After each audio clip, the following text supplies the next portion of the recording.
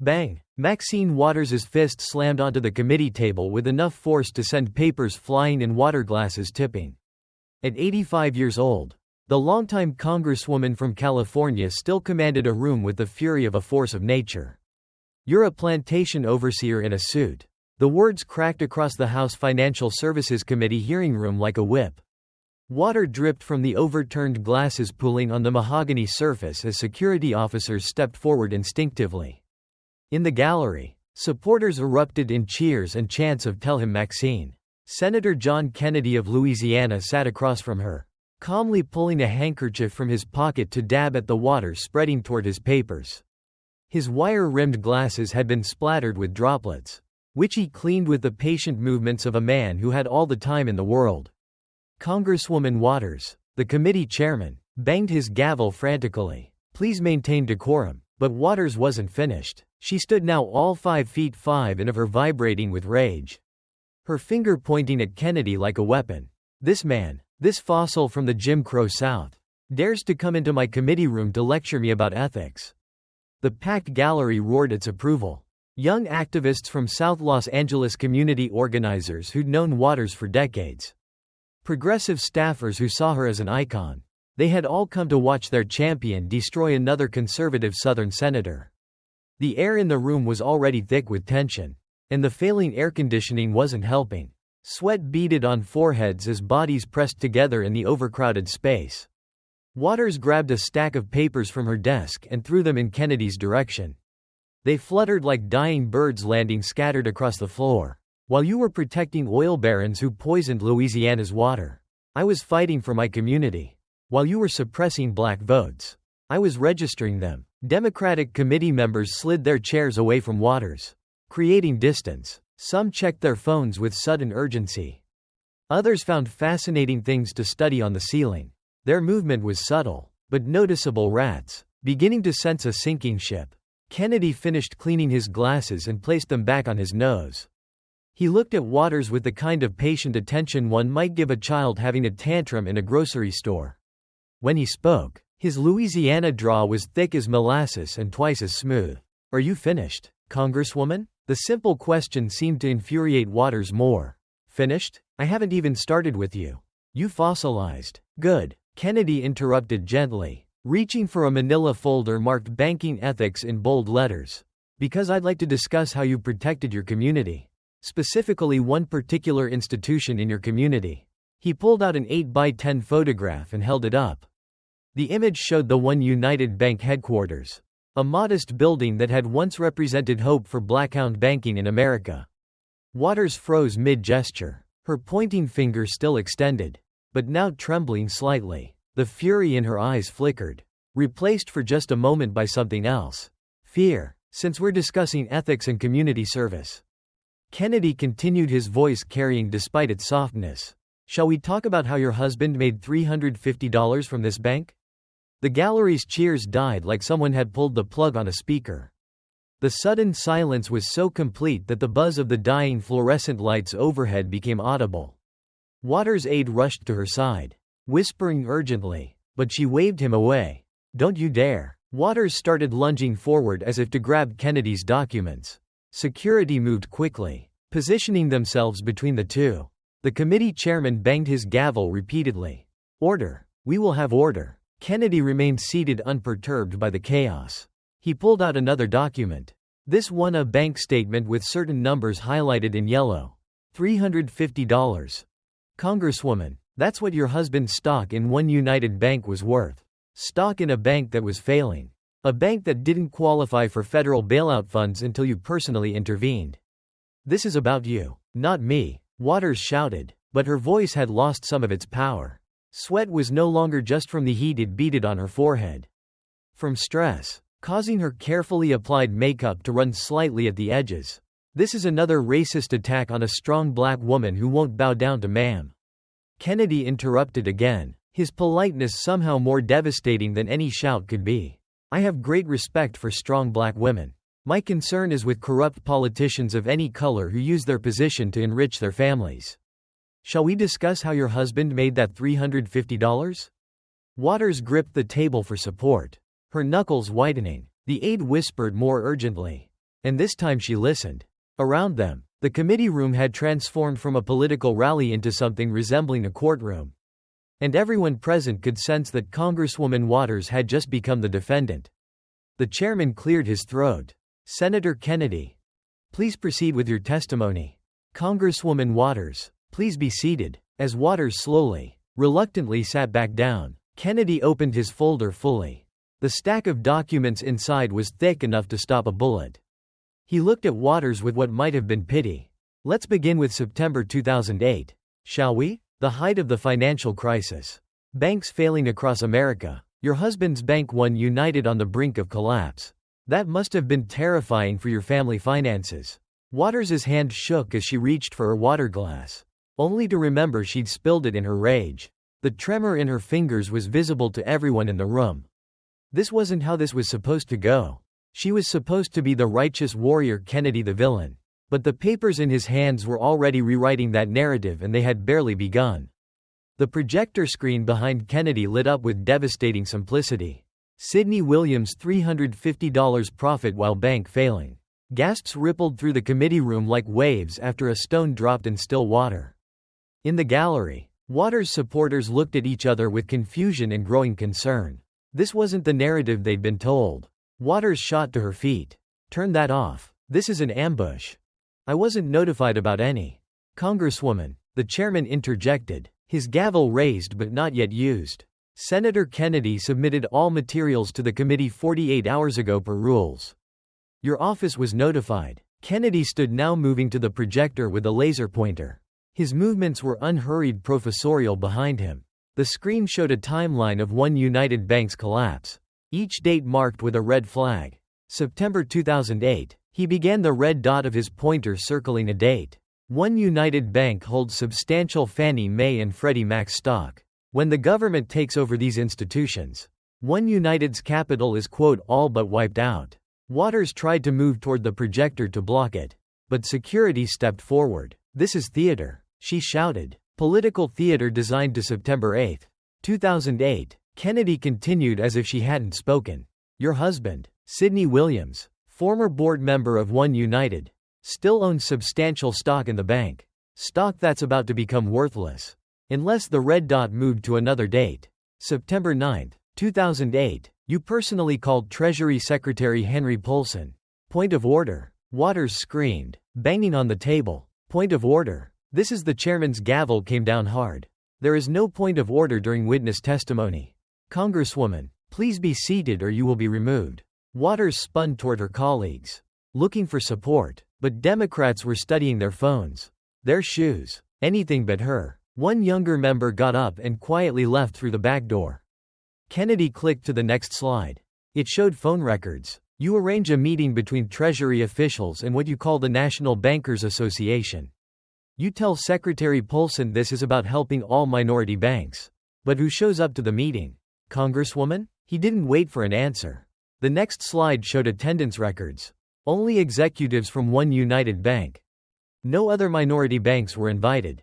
No other banks were even told about the meeting. Just the one bank where your husband had $350 at stake. My husband's investments are his business. Waters protested, but she was gripping the table now for support. At 85, the stress was visibly taking its toll. Her face had taken on a grayish pallor beneath her makeup. Are they? Kennedy asked mildly. He clicked to another slide. This one showing an email. This is from One United's CEO to your office. Quote, thank Congresswoman Waters for arranging the Treasury meeting. As discussed, we need $50 million to survive. The gallery was no longer cheering. Many of Waters' supporters sat in stunned silence, processing what they were seeing. A few were already heading for the exits. But here's where it gets interesting, Kennedy said, moving to a new slide. You knew you had a conflict of interest. You told your staff to handle One United's requests. Specifically your chief of staff, who happens to be your grandson, Mikhail Moore. A photo appeared on screen. A young man in his 30s, standing next to Waters, at a campaign event. Liar, Waters shouted, attempting to stand again, but wobbling slightly. An aide rushed to steady her. That's my grandson. Yes, but September 19, 2008, Kennedy continued relentlessly. Your grandson, your chief of staff. Continues to advocate for One United despite your clear conflict of interest. He organizes calls, sends emails, pressures, Treasury officials, all while you claim to have recused yourself. He pulled out a thick document. This is the House Ethics Committee's investigation report. Would you like me to read their findings? That investigation cleared me, Waters said, but her voice was weakening. She reached for water again, forgetting she'd spilled it. An aide quickly provided a new glass, which she drank from with shaking hands. Did it? Kennedy asked. He flipped to a marked page. The committee found that you should have instructed your staff to avoid any involvement with One United's request for assistance. They found that your grandson took actions on behalf of One United when he knew or should have known about your conflict of interest. They issued him a formal letter of reproval. He looked up at Waters over his glasses. Your grandson was officially reprimanded for corruption, Congresswoman, while working as your chief of staff under your supervision. Suddenly, there was movement in the gallery. An elderly black man stood up. Waters' eyes widened in recognition and something very close to panic. That's my husband, she whispered to her aide. What's he doing here? Sidney Williams, now in his late 80s himself, was making his way toward the exit. His face was set in hard lines. Anger or embarrassment, it was difficult to tell. As he passed the press section, reporters scrambled to follow him. Mr. Williams, they called. Do you have any comment? Did you profit from the bailout? He pushed past them without a word. But his presence had been devastating. The husband fleeing the scene while his wife faced accusations of corruption. The optics were brutal. Waters watched him go, her face crumbling. Sidney, she called weakly, but he was already gone. Kennedy waited for the commotion to die down before continuing. One United eventually received $12 million in TARP funds. Not the $50 million they wanted, but enough to survive. Your husband's stock was saved. Other minority banks without congressional connections received nothing. He clicked to a final slide showing a list of minority-owned banks that had failed during the crisis. Broadway Federal Bank failed. Carver Federal Savings Bank nearly failed. United Bank of Philadelphia failed. He looked directly at Waters. These banks served black communities, too, but they didn't have a congresswoman with a financial stake making calls for them. I was trying to help all minority banks. Waters protested, but it sounded hollow now. Her supporters in the gallery were leaving in steady streams. The chants and cheers from an hour ago seemed like ancient history. Were you? Kennedy asked. He pulled out one more document. This is the Treasury Department's internal memo about your meeting request. Quote, repelled. Waters specifically mentioned One United Bank multiple times. No other banks were discussed. Waters slumped in her chair. At 85, she suddenly looked every year of her age and more. Her wig had shifted slightly during her animated protests, and she reached up to adjust it with a trembling hand. The gesture was heartbreaking in its vulnerability. The powerful congresswoman reduced to worrying about her appearance while her career crumbled. But we're not done, Kennedy said, reaching for a new folder. That was just your husband's corruption. Let's talk about your daughter. She made even more. Waters' eyes closed. She knew what was coming. The family business was about to be exposed, and there was nowhere left to run. The folder was labeled Family Empire in thick black letters. Kennedy opened it with the same deliberate care he'd shown throughout a man unveiling evidence he'd spent months collecting. Your daughter Karen Waters, he began, and Waters flinched at the name, made more money from your campaigns than most United States senators make in salary. Shall we discuss how the committee room had gone completely still? Even the chairman had stopped reaching for his gavel, transfixed by the systematic destruction happening before them. This wasn't just a political takedown. It was the dismantling of a dynasty piece by corrupt piece. Your daughter made more than a U.S. senator from your campaign. The words appeared on the screen in bold letters followed by a number that made the entire room gasp. $750. Waters erupted from her chair with surprising energy for someone her age. How dare you bring my children into this? She grabbed her water glass and hurled it at the projection screen. It shattered against the wall. Water running down like tears on the financial figures. Security rushed forward, positioning themselves between Waters and Kennedy. The committee chairman banged his gavel so hard it cracked. Congresswoman Waters, control yourself or you will be removed.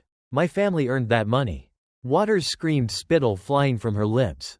Her carefully maintained composure had completely shattered. Every penny was legal. Every payment was reported. Kennedy remained calm, pulling out a handkerchief to clean water droplets from his papers. Legal perhaps, but ethical. Let's examine how your daughter earned $750,000, shall we? He clicked to the next slide, showing a complex web of payments. Karen Waters runs something called a slate mailer operation. For those unfamiliar, she creates voter guides that recommend candidates. Candidates pay to be included on these mailers.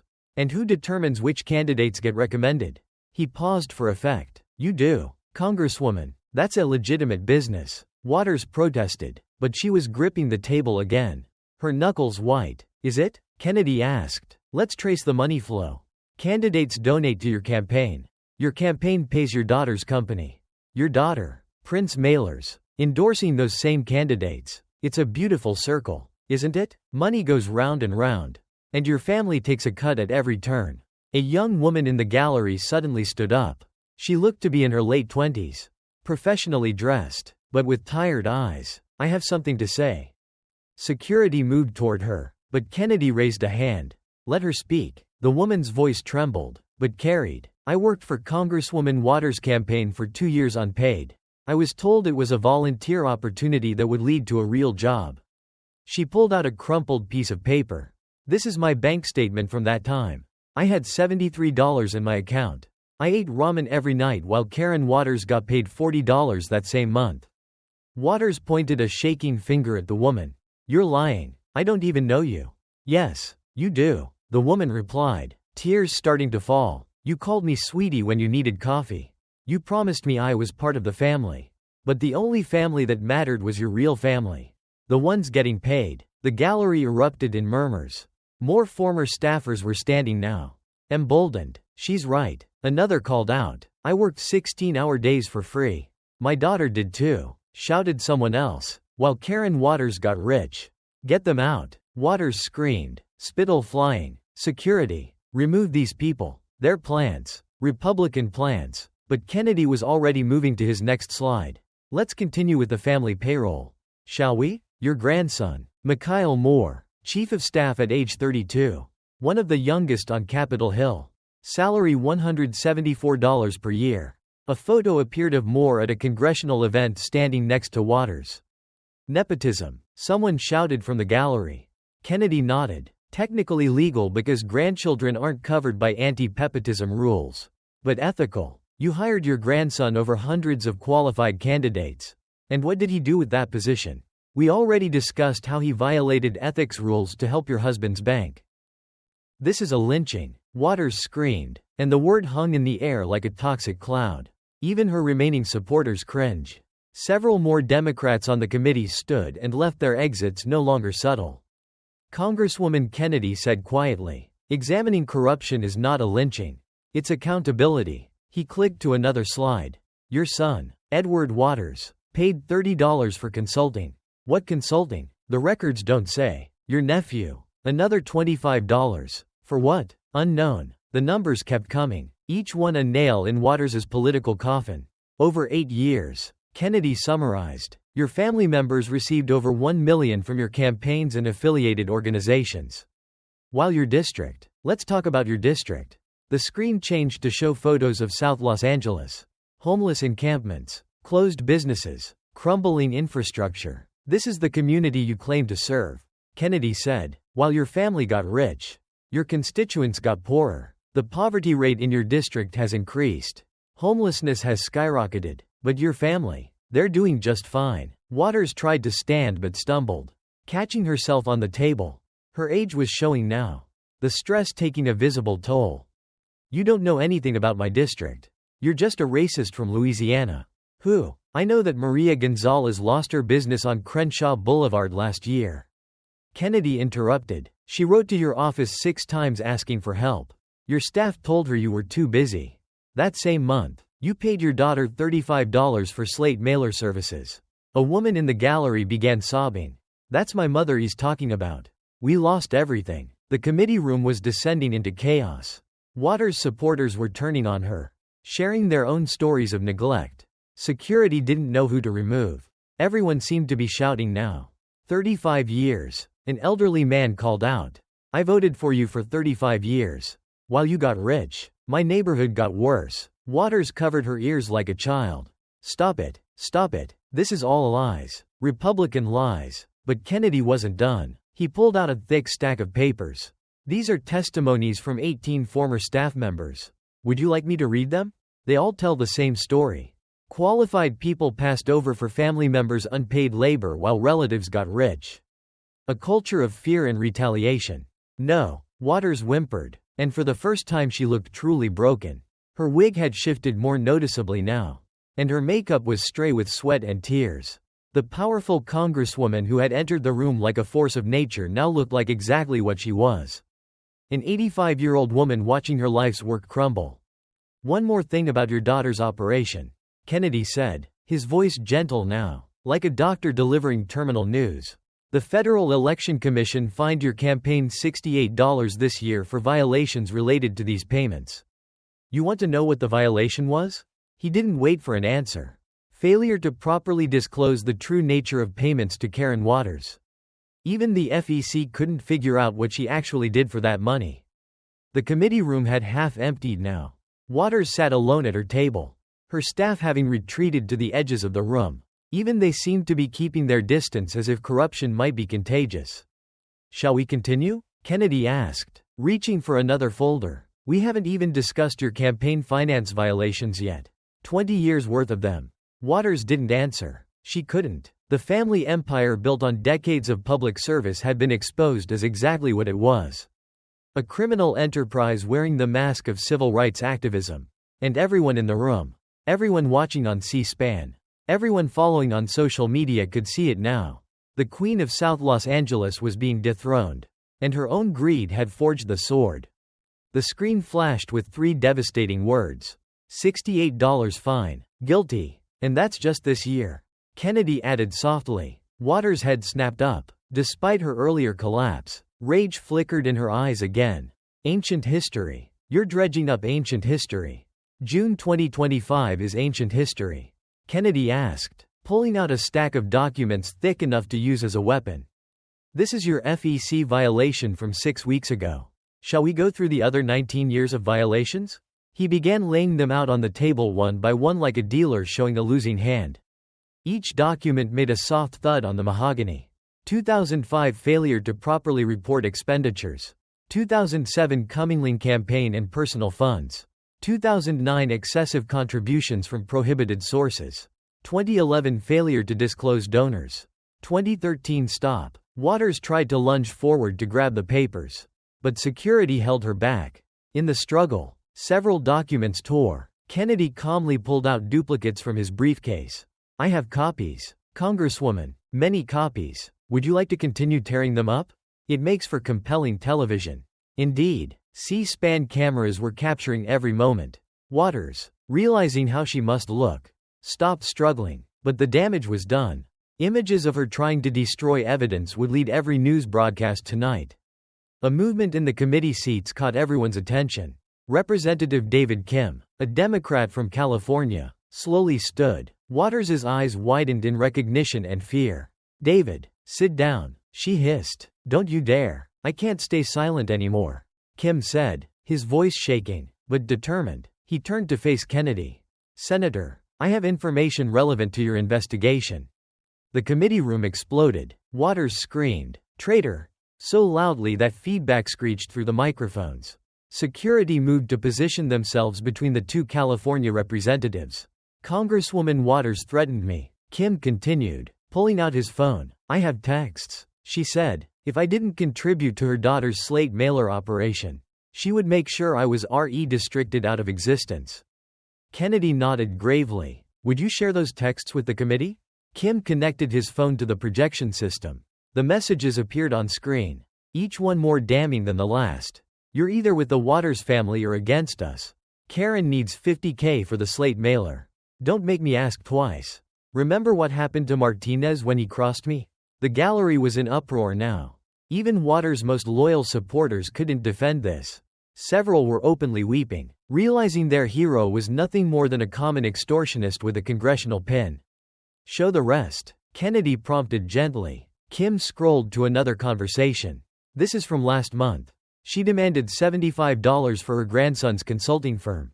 And as was standing now, pointing at Kim with a shaking finger.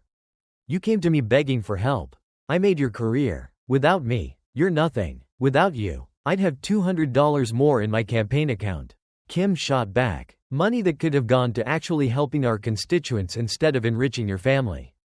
Kennedy returned to his presentation. The screen now showing a complex chart. Let's discuss the slate mailer operation in detail. This is how the scheme works. The diagram looked like something from a money laundering prosecution. Arrows connected boxes labeled candidate donations. Waters campaign. Karen Waters, Inc. and Citizens for Waters. It's all legal. Waters shouted, but her voice was now weakened by her screaming.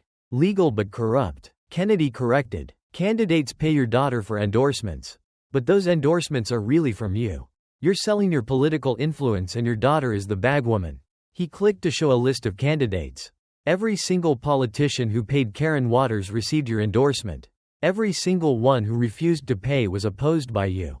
That's not politics. That's racketeering. The committee chairman, who had been largely silent, finally spoke.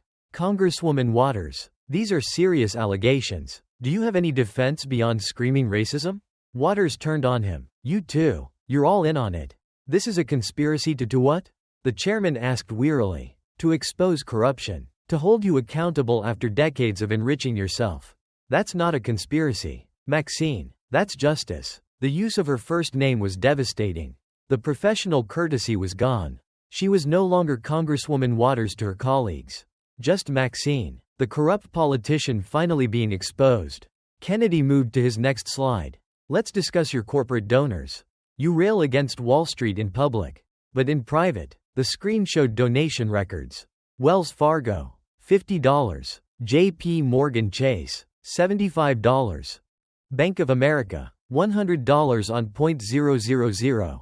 After the 2008 crisis, you were one of the bank's fiercest critics. Kennedy noted, until they started donating to your campaigns. Then suddenly, you became much more understanding. He pulled out a photo from 2013. It showed Waters at a private dinner with banking executives laughing and toasting with champagne. This was taken 6 months after you called these same executives gangsters in a public hearing. Kennedy observed, what change, Congresswoman? Did they stop being gangsters? Or did they start paying you enough to overlook it?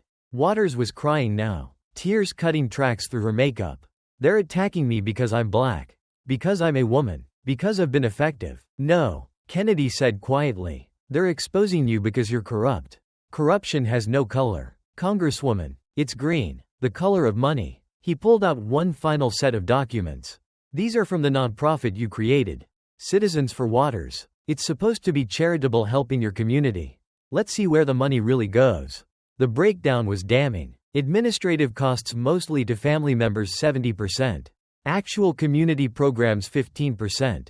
Miscellaneous expenses 15%. 70 cents of every dollar donated to help South Los Angeles goes to your family. Kennedy summarized. That's not charity. That's theft. The gallery had almost emptied now. Waters' supporters couldn't bear to watch anymore. Those who remained looked shell-shocked. Processing the betrayal of someone they believed in for decades. One more thing, Kennedy said, reaching into his briefcase. This just arrived this morning. It's a criminal referral from the FEC to the Department of Justice. They're recommending prosecution for 20 years of campaign finance violations. Otter made a sound that was part sob, part scream. No, they can't, they can, and they are. Kennedy confirmed. The statute of limitations extends back 20 years for pattern corruption. You're looking at potential decades in federal prison. Congresswoman, at your age, he didn't need to finish the sentence. Everyone understood. At 85, any significant prison sentence would be a life sentence. But we're not done yet. Kennedy said, organizing his papers for the final assault. We've covered your husband's corruption, your family's enrichment, your campaign finance crimes. Now, let's talk about the pattern that ties it all together. Your record of being one of the most corrupt members of Congress in history. Waters slumped in her chair, no longer even trying to protest. She looked like a fighter who'd taken too many punches. Swaying on her feet, but unable to fall, the knockout blow was coming. And everyone in the room could feel it. Kennedy opened his final folder. And Waters closed her eyes. She knew what was in there. After all these years, the bill was finally coming due. 4 posters were unveiled simultaneously, each one bearing the same damning words in blood-red letters. Most corrupt. 2005. Most corrupt. 2006. Most corrupt. 2009. Most corrupt. 201. Waters let out a scream that was barely human. Lies. All lies. She tried to stand but collapsed back into her chair, her 85-year-old body finally betraying her. These aren't lies, Kennedy said softly. These are the findings of Citizens for Responsibility and Ethics in Washington. Crew, a liberal watchdog group congresswoman. Your own side has been calling you corrupt for 20 years. He pulled out the reports, each one thick as a phone book. Shall we go through them? 2005. You were named one of the most corrupt members of Congress for steering federal funds to your husband's bank. Sound familiar? Get me out of here. Waters screamed at her remaining aides. Get me out. 2 staffers rushed forward to help her stand, but security blocked their path to the exit. You'll stay until the hearing is concluded, the chairman said firmly, or I'll have you held in contempt.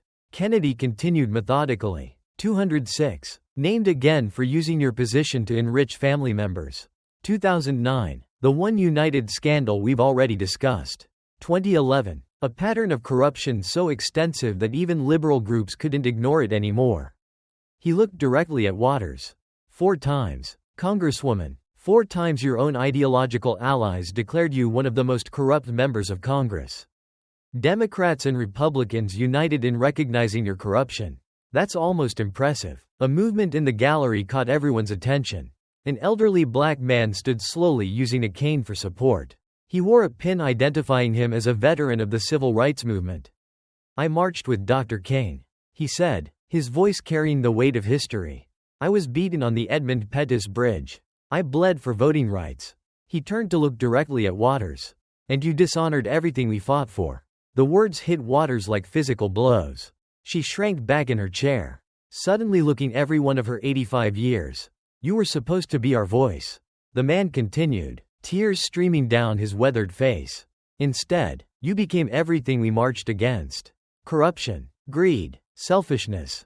You betrayed the movement. Maxine, you betrayed us all. I served my community. Waters screamed, but it sounded hollow, desperate. You served yourself, the old man said sadly. He turned and walked out his cane, tapping a mournful rhythm on the marble floor.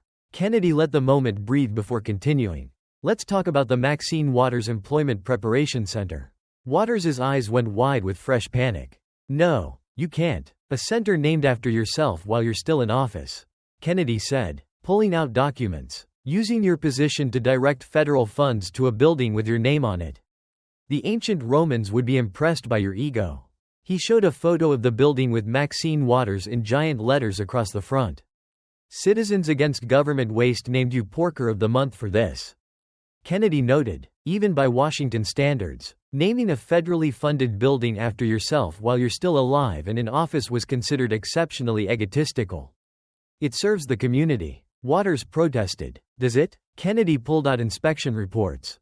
According to these documents, the center has been cited for misuse of funds, hiring family members, failing to provide promised services. It's not a community center. It's another family employment agency. The hits kept coming. Kennedy pulled out letter after letter, document after document. Your praise for Fidel Castro. He read from one letter, thanking a dictator for his leadership while Cubanamians fled his regime on rafts. While you lived in luxury, you praised a man who imprisoned poets and executed dissident.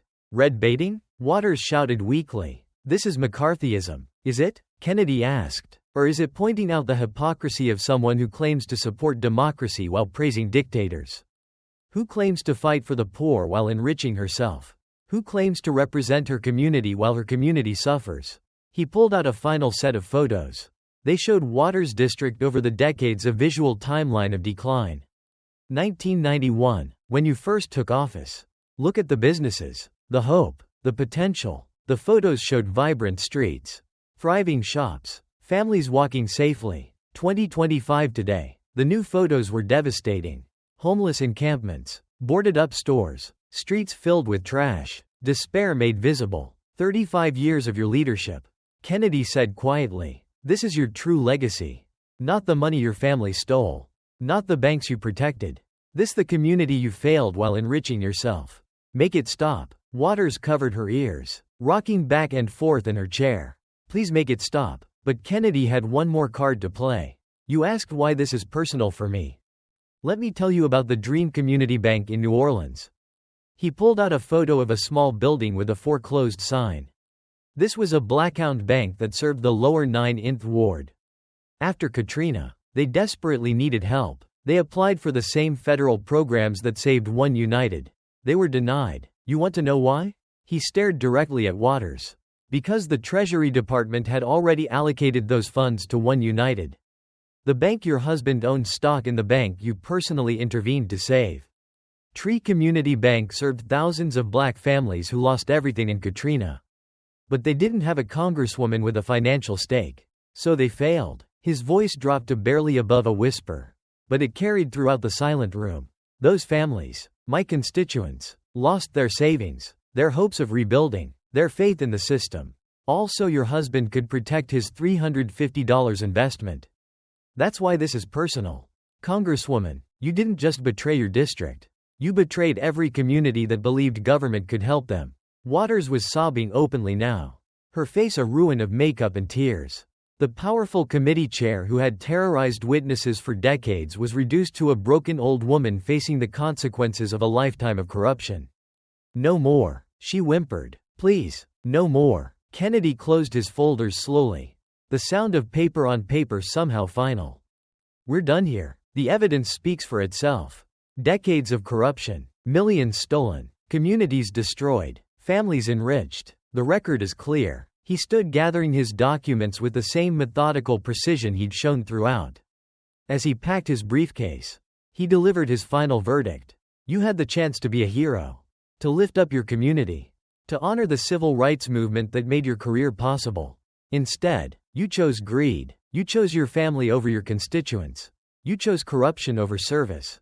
He snapped his briefcase closed. The sound echoing like a judge's gavel. The committee has everything. The FBI has been notified. The DOJ is investigating. Your own party is meeting as we speak to discuss your expulsion. Your career is over. Congresswoman, the only question now is whether you'll spend your final years in a federal prison or merely in disgrace.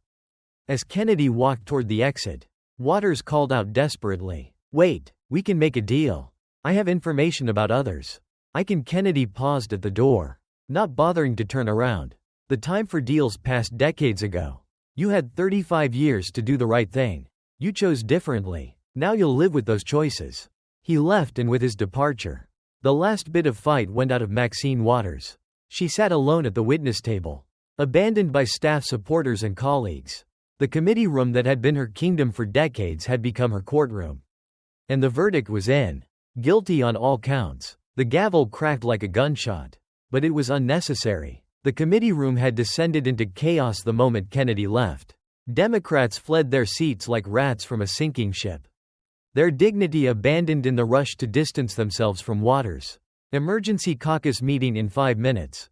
Someone shouted. Ethics investigation reopened immediately. Where's her staff? Someone needs to. But Waters sat alone at the witness table.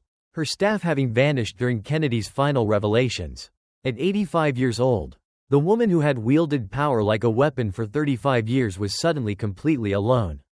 Her hands shook uncontrollably as she reached for her phone.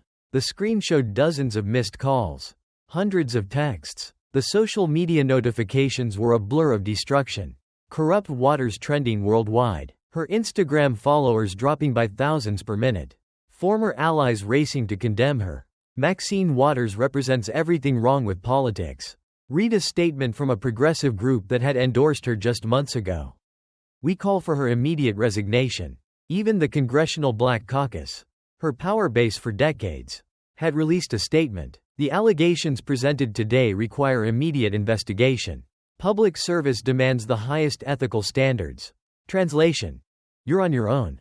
Waters tried to stand but couldn't.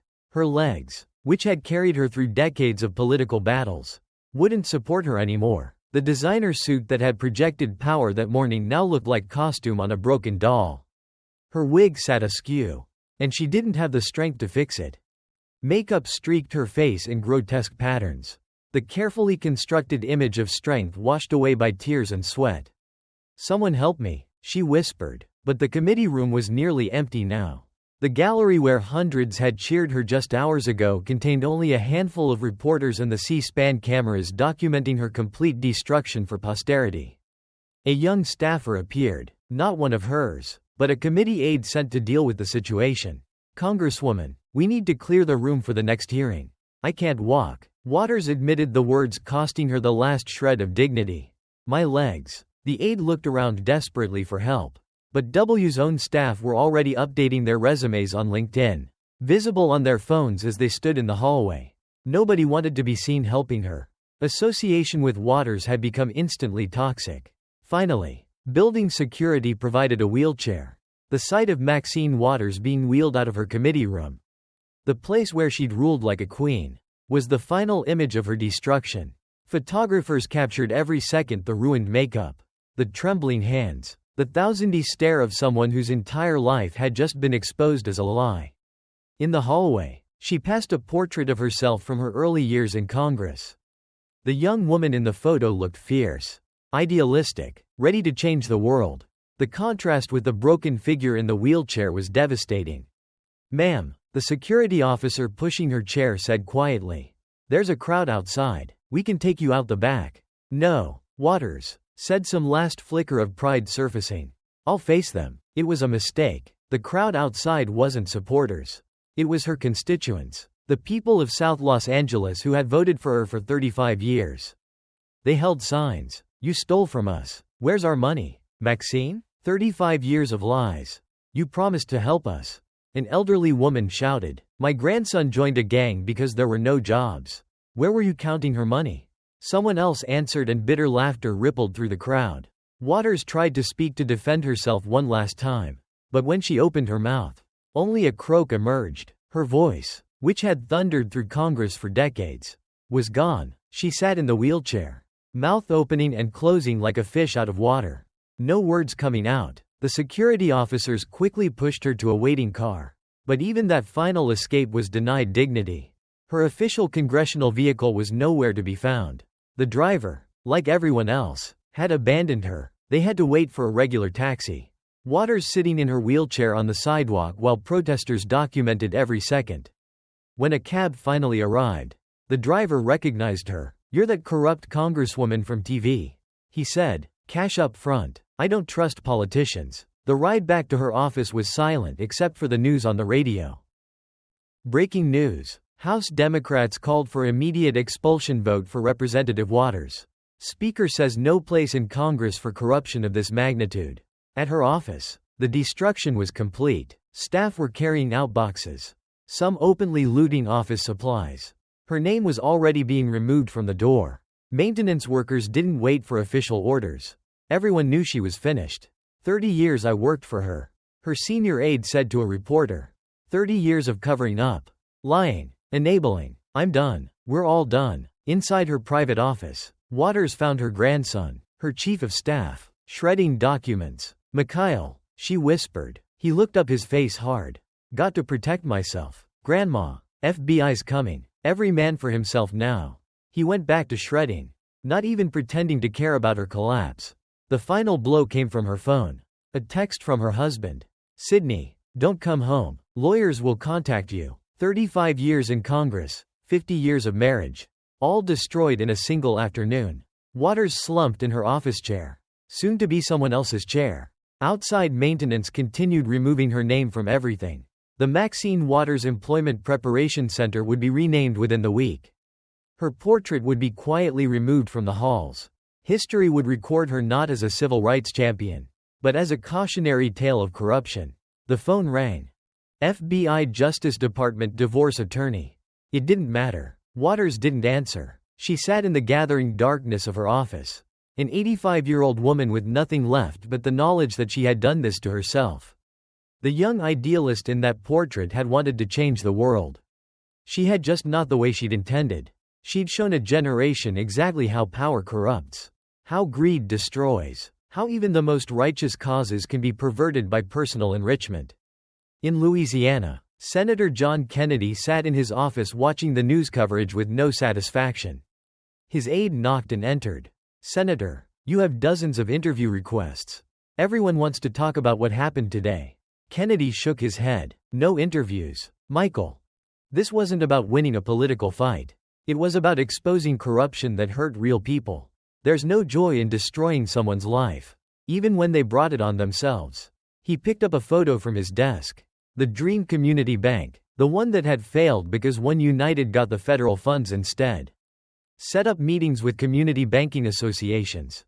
He told his aide, "Let's work on legislation to prevent this kind of corruption in the future. That's how we honor the people Waters betrayed, by making sure it doesn't happen again." As night fell over Washington, Maxine Waters sat alone in her dark office, waiting for the FBI, the prosecutors, the end of everything. The woman who had preached revolution had become the establishment she'd claimed to fight. The warrior for the people had stolen from them for decades. The moral crusader had sold her soul for money and power. Her destruction was complete, public, and entirely deserved. But perhaps most devastating of all was the knowledge that she had no one to blame but herself. She'd had every opportunity to serve honorably, to lift up her community, to be the hero she'd pretended to be. Instead, she'd chosen greed, and greed in the end had chosen her destruction. The last thing she saw before the FBI agents arrived was that portrait again. The young woman with fire in her eyes and hope in her heart. That woman had been real once. But she died long ago.